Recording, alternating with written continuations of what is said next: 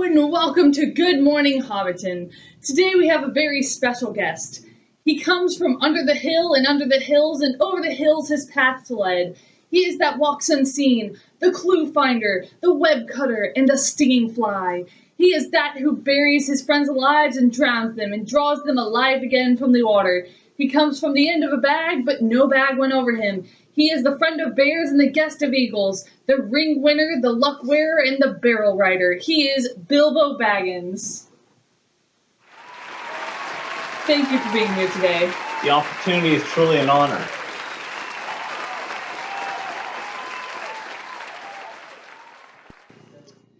So Bilbo, I know you were very respected in Hobbiton before your adventure for staying out of trouble and such, so tell us about how you first felt about going on an adventure. Well, to be completely honest, I was reluctant. When those dwarves came and had their little party at my hobbit hole, I was overwhelmed with the loud and sudden company. I also knew if I were to go on an adventure, I wouldn't have a steady availability of food.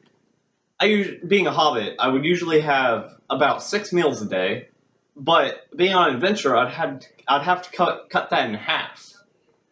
And the meals were so small, it provided no comfort from being away from home. So your biggest concern was the food supply? Yes, that was one of my biggest concerns. Another was the fact that at the time, I was no burglar. Some troubles we got in at the beginning were because of my poor burgling skills. The meeting with trolls is a good example. We actually have a clip from that incident. Roll the footage. Hey, what do you think you're doing? Oh, doors are there! I'm gonna kill you all! Where did you get that clip? It's a wonder you were able to survive. Why did Gandalf choose you anyway? Well, maybe you could see the more adventurous side from my mom. The small part deep inside me knew that I could do something great. I couldn't see it back then, and still, I cannot figure out what exactly drew him to me.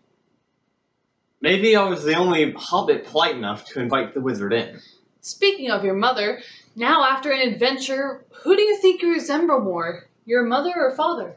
Well, until my adventure, I was still much a Baggins at heart.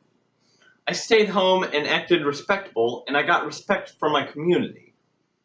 But as I went on my adventure, I could feel the Took in me trying to problem solve and get out, as well as in, situations. Both sides are part of me, and I cannot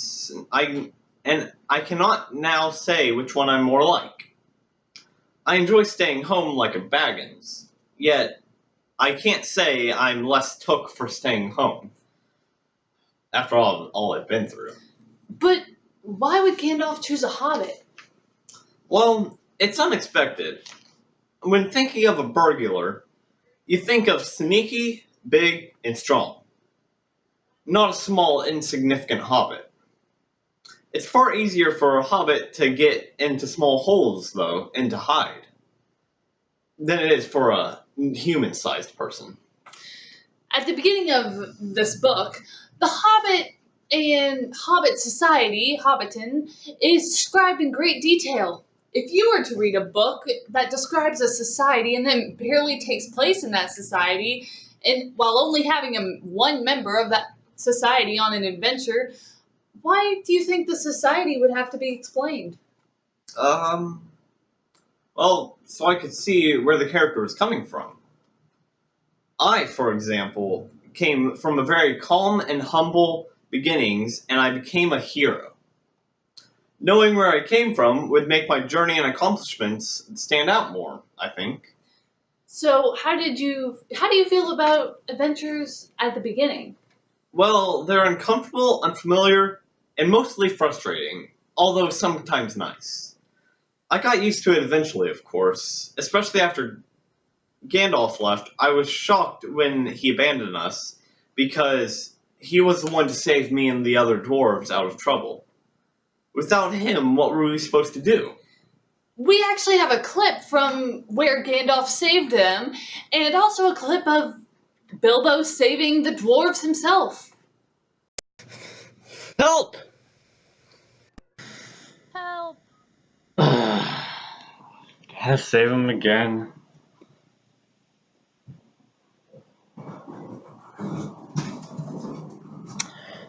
Magic.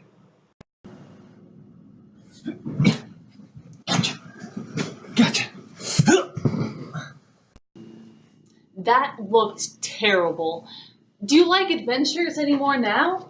Well, I still think they're exhausting. But I wouldn't trade my experience for anything. Yes, I'm less respected in Hobbiton, and yes, I came back to find my neighbors taking my stuff away from an auction. They thought I was dead. But the thing is, I'm a hero. I've become braver. I mean, just look at my trusty dagger. If you could please lower your weapon. Sorry. Nobody's dead here, so apology accepted. I heard you obtained a magic ring. How did that object affect you? Oh yes, this ring I found in the cave of Golem.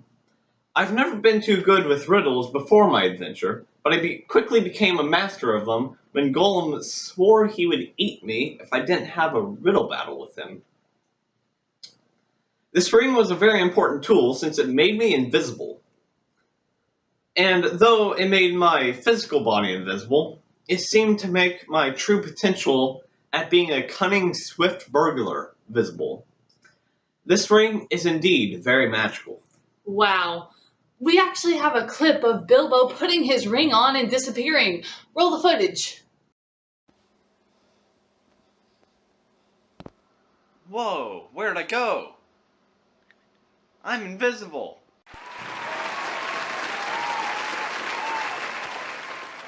Before we close out, I'd like to show the clip of the dragon being slain.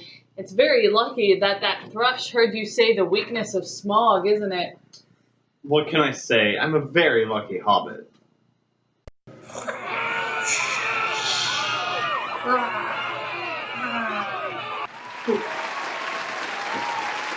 Well, thank you so much for this talk. It was very nice.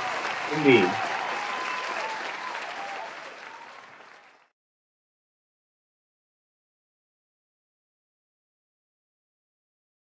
Hey. Thank you for being here today. Yeah. Very enough. I messed up. From their, I'm sorry. When those dwarves came out of their little party at my hobbit hole. Sorry. He chose me because Hang it. figure out why exactly he drew to me. Why? I didn't say clip, I said clip. I cannot figure out why exactly he drew me to me. I was yawning. With riddles. Dang. Oh, That. this sword is I became maybe a bastard uncomfortable. But, you know, right? Riddles. But before my... it made my physical body... Wait, is that what I said?